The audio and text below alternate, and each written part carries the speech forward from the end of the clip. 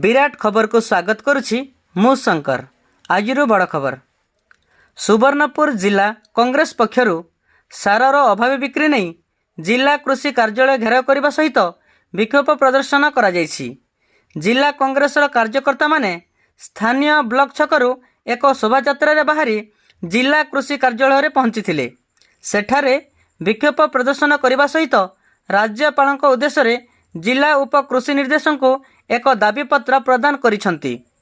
चलित रवि ऋतुरे सुवर्णपुर जिलार चाषी धान बिक्री करि न पारि मेरुदंड भांगी पड़िथिबा बेले चलित खरीफ ऋतुरे पुणी चाष कार्य आरंभ करिसंती। चाषी को वर्षा दाउ साजुथिबा बेले एबे रासायनिक सारर घोर अभाव देखा देइछि। चाषी सार पाई नाही नथिबा असुविधा सम्मुखीन हेउछि। एपरिकी एबे सारा जिले में सारर कला बजार हेउथिबा बेले चाषी सार पाई सरकारी बाबू मानकु गुहारी करी निराश होउछंती। एहाकु नहीं एबे जिला कांग्रेस आंदोलन ओल्लैछि।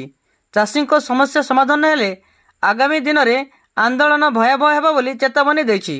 सुवर्णपुर उग्रसेन कर्मी रिपोर्ट विराट खबर।